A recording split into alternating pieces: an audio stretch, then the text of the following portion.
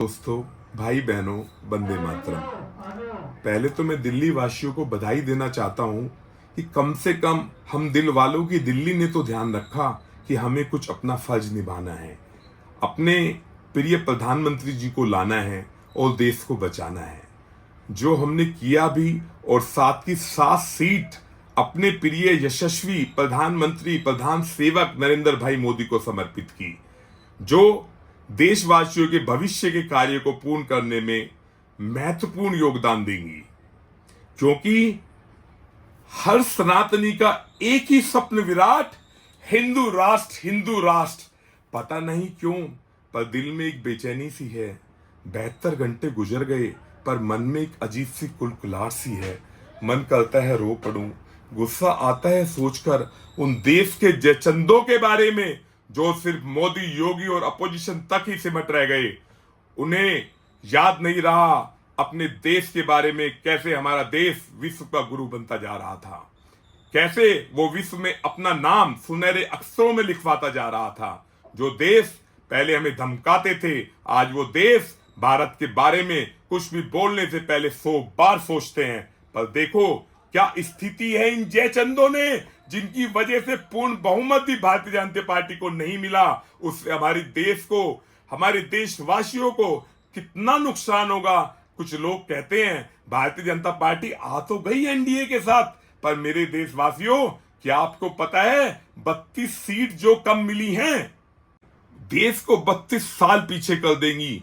पूरे विश्व में आप देख लो, हर व्यक्ति कंट्री फर्स्ट को महत्व देता है, पर सिर्फ हमारा भारत है जो इलेक्शन के दिन भी छुट्टी समझता है, देश के लिए योगदान करता सिर्फ फिजूल समझता है। क्या आपको पता है, यदि हम थोड़ा सा भी इस महापर्व को महत्वपूर्ण बना देते तो शायद देश आज इस मुकाम पर नहीं खड़ा होता, और भारतीय जनता पार्टी को कम से कम 272 सीट तो मिल जाती, जो भारत को आगे बढ़ाने में इतनी तकलीफ ना होती।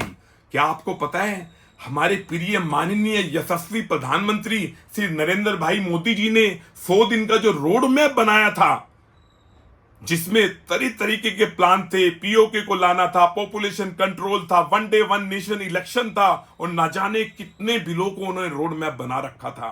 पर क्या आप भूल सकते हैं कितनी कठिनाइयों से गुजरकर वो एक सामान्य पुरुष से विश्व के प्रसिद्ध नेता बने और हमारे देश के तीसरी बार प्रधानमंत्री बने।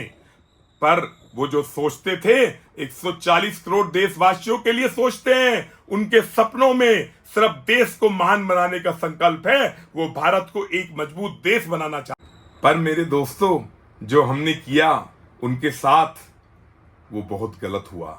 यहां तक कि 70 साल से कोई पार्टी नहीं कर पाई ऐसे प्रभु श्री राम का मंदिर बनाने के लिए, धारा 370 के लिए, फिर भी भारतीय जनता पार्टी वहीं से हार गई। बहुत दुखदाई है ये विचार।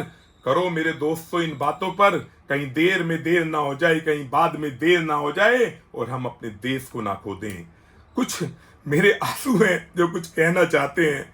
कुछ लोग कहते हैं हिंदू जगा हुआ है, कुछ लोग कहते हैं कि हिंदू जगा हुआ है। अगर जो हिंदू जगा होता तो होता यह परिणाम नहीं। आज समझ में आया है कि सबके दिल में राम नहीं, जिसने की भरपूर लड़ाई राम महल बनवाने में, आज उन्हें ही शर्म आ रही खुद से आंख मिलाने में। सोचो जरा तुम सबने मिलकर ये कैसा उपकार किया, विपक्षियों को देखकर तुमने अपना मत बेकार किया। भूल हुई तुमसे भारी, कभी ना तुम समझ पाओगे, काशी मथुरा में बोलो अब कैसे मंदिर बनवाओगे। जीत भले ही मिली है लेकिन दिल को फिर भी आराम नहीं। अगर जो हिंदू जागे होते तो यह परिणाम नहीं होता, यह परिणाम नहीं होता। वंदे मातरम, वंदे मातरम।